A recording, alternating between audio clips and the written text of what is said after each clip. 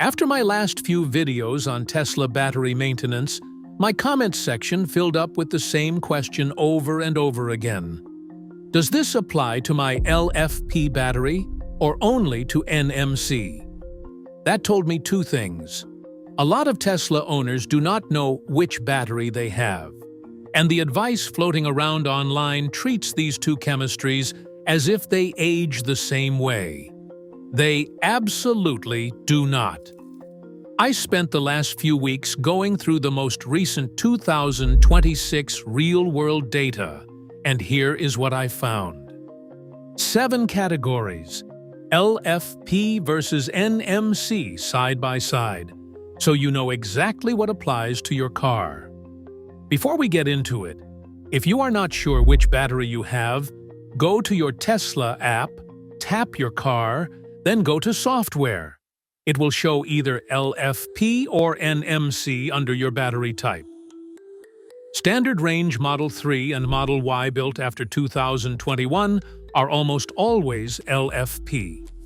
Long range and performance models are NMC. Model S and Model X are always NMC. Got it? Let's go!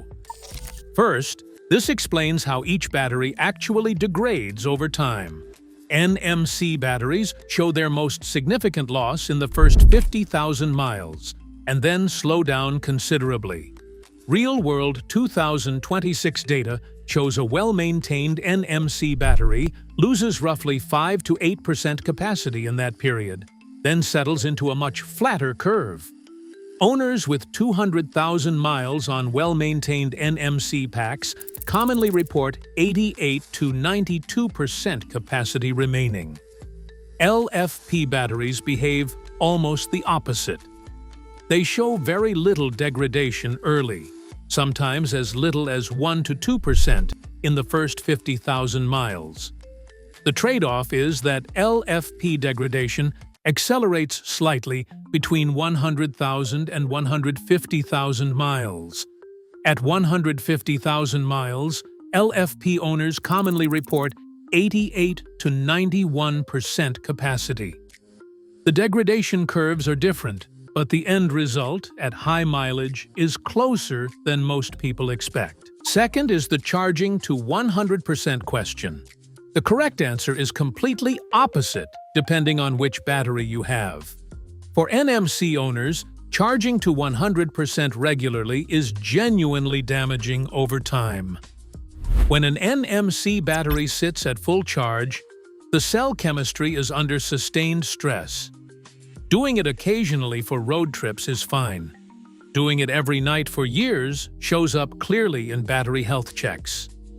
Stick to 80% as your daily limit. For LFP owners, Tesla recommends charging to 100% regularly. LFP chemistry is fundamentally more stable at full charge than NMC. More importantly, LFP batteries need occasional full charges so the battery management system can recalibrate its capacity estimate accurately. If you have an LFP battery and you have been following the 80% rule meant for NMC owners, you have been managing your battery incorrectly. Tesla's current recommendation for LFP is to charge to 100% at least once a week. Third is heat tolerance. This matters if you live in a warm climate or if you park outside regularly. NMC batteries are more sensitive to sustained heat. High ambient temperatures combined with high states of charge are the worst combination for NMC chemistry. If you have an NMC battery and you live somewhere that regularly hits 90 degrees or above, consider lowering your daily charge limit to 75% during the summer months. The difference compounds over years, and it shows up clearly in battery health checks. LFP batteries handle heat considerably better. The iron phosphate chemistry is inherently more thermally stable than NMC. LFP owners in hot climates still benefit from covered parking, but the degradation penalty for heat exposure is meaningfully smaller than it is for NMC owners in the same conditions. Fourth is cold weather performance, and here the situation reverses. NMC handles cold better than LFP for immediate performance. NMC chemistry maintains better energy density at low temperatures, so an NMC car in freezing conditions delivers more usable range than an LFP car with the same rated capacity. The difference is most noticeable below 20 degrees Fahrenheit. LFP struggles more in cold weather. At temperatures below freezing, LFP cells lose a higher percentage of usable capacity than NMC cells do. Tesla's battery management system compensates by restricting charging speed and power output in cold conditions, which is why LFP owners notice more aggressive power limiting in winter. If you have an LFP battery and you live somewhere with harsh winters, preconditioning before every drive is not optional. It is the single most important habit you can build. Fifth is supercharging frequency, and the thresholds are meaningfully different between the two chemistries. For NMC batteries, the guidance that holds up through 2026 is to keep supercharging to around 20% to 25% of your total charging sessions. NMC cells experience more thermal stress during direct current fast charging than during alternating current home charging, and that stress compounds over time. Owners who rely on superchargers as their primary charging source show faster degradation than owners who primarily charge at home. For LFP batteries, the news is better. LFP chemistry is more tolerant of direct current fast charging than NMC. The 2026 data still shows that LFP owners who exclusively supercharge show slightly faster degradation than those who mix both, but the gap is much smaller than it is for NMC. Supercharge freely when you need to, but keep home charging as your primary source when possible. Sixth is what the 2026 real-world data actually shows about long-term longevity for both chemistries. For NMC, the data is reassuring. The average NMC battery in a 2018 or newer Tesla shows around 90% capacity at 100,000 miles when charged reasonably, dropping to around 88% at 200,000 miles.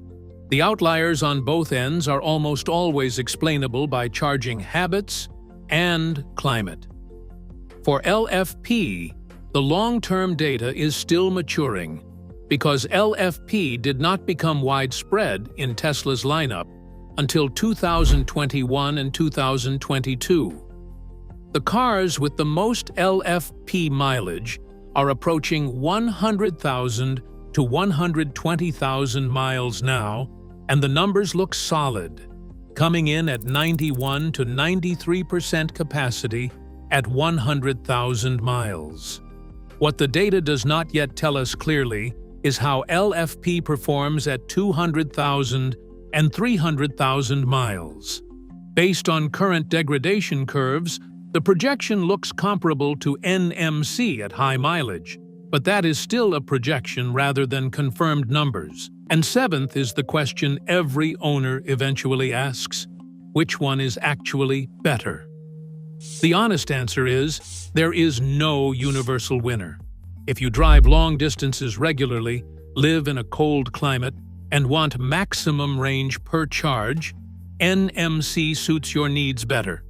The higher energy density and better cold weather performance are real advantages in daily use. If you charge at home most of the time, live in a warm climate, and want a battery that requires less careful management, LFP is the easier chemistry to own. You can charge to 100% without worry. You are more heat tolerant, and the early degradation curve is extremely flat. The mistake most owners make is applying NMC advice to an LFP battery, or vice versa. They are different chemistries, and they respond differently to the same habits. Knowing which one you have, and managing it correctly, is worth more than any individual tip I could give you. Bonus tip: if you want to track your actual battery health over time, rather than guessing from the range estimate, Download Tessie or Stats for Tesla. Both pull real battery health data directly from your car and show you actual capacity percentage rather than the dashboard range number, which fluctuates based on recent driving. Checking your real capacity every few months gives you an early warning if something is degrading faster than it should. Every high-mileage Tesla owner I have spoken to uses one of these tools. If this cleared up the LFP versus NMC confusion for you, let me know in the comments which battery you have and what mileage you are at. I am genuinely curious what the breakdown looks like in this audience. And if you want to keep getting practical Tesla content like this, hit subscribe. I will see you in the next one.